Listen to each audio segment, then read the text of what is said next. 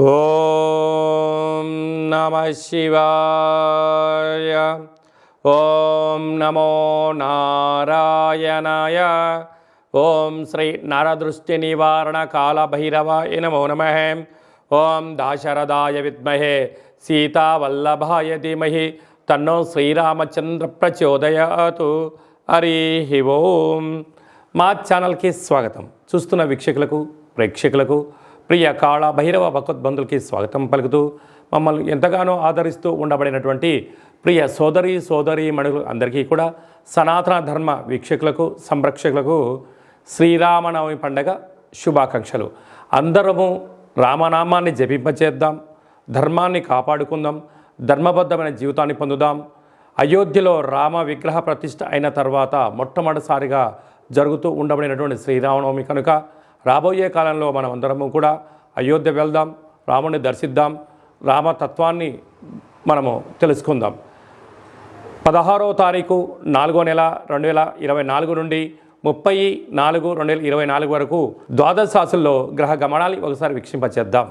మేషరాశిలో రవి మరియు గురు సంచార స్థితి, కన్యరాశిలో కేతు సంచార స్థితి, కుంభరాశిలో కుజుడు మరియు శని సంచార స్థితి, మీనరాశిలో బుధుడు శుక్రుడు మరియు రాహు సంచార స్థితితో ద్వాదశ రాశుల్లో గ్రహ గమనాలు ఈ విధంగా ఉన్నాయి. ధనుసు రాశి జాతకులు చైత్రమాస పూర్ణిమ సందర్భంగా ఎలాంటి విధి విధానాలు పాటించాలో ఈ వీడియోలో సవివరంగా సంపూర్ణంగా తెలుసుకుందాం.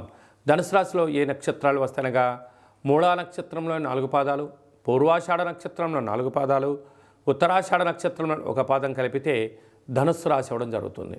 చాలామందికి పుట్టినటువంటి కాల సమయంలో డేటా బర్త్లు లేనటువంటి కారణం వలన పేరు యొక్క మొదటి అక్షరాన్ని అనుసరిస్తూ రాశిని తెలుసుకునే ప్రయత్నం అవుతుంది. అవి ఏ అక్షరాలు ఒకసారి పరిశీలన చేద్దాం. ఏ, యో, బా, బి, బు, ధ, బా, డా, బే అక్షరాల వారందరూ ధనుసు రాశి జాతకులే.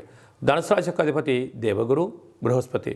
వీరికి తృతీయంలో కుజుడు మరియు శని సంచార స్థితి, అర్ధాష్టమ బుధుడు, అర్ధాష్టమ శుక్రుడు, అర్ధాష్టమ రాహు సంచార స్థితి, పంచమ స్థానంలో రవి గురు సంచార స్థితి, రాజ్యస్థానంలో కేతు సంచార స్థితి ఉండడం వలన నిత్యము ఏదో తెలియని ఒక ఆందోళన, పై అధికారులతో సహ ఉద్యోగస్తులతో, ఇంట్లో ఉండబడిన వారితో, బంధువులతో, మిత్రులతో, స్నేహితులతో, సన్నిహితులతో మీరు బాగా ఉండాలని మీరు కోరుకుంటుంటారు. కానీ వారు మిమ్మల్ని మానవ సంబంధాలుగానే చూస్తారు కానీ తప్ప ఆర్థిక సంబంధంగా మీరు వాళ్ళని ఎదుగుదలను మీ యొక్క ఎదుగుదలను వాళ్ళు ఓర్వలేని పరిస్థితి ఉంటుంది.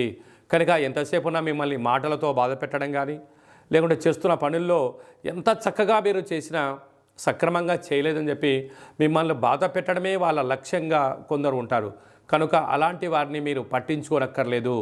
ధర్మబద్ధమని తెలిసిన తర్వాత మీ మనసుకు మీరు సమాధానం చెప్పిన తర్వాత అది రైట్ అయినప్పుడు మీ పని మీరు చేసుకుంటూ వెళ్తూ ఉండండి. వారు అక్కడే ఆగిపోయి ఏదో రోజు మీకు జేజేలు పలుకుతూ మీ యొక్క రాజ్య పట్టాభిషేకానికి మీ యొక్క ఎదుగుదలకు అందరూ దాసోహం అనే రోజులు వచ్చిందని చెప్పి గుర్తుపెట్టుకోగలగాలి.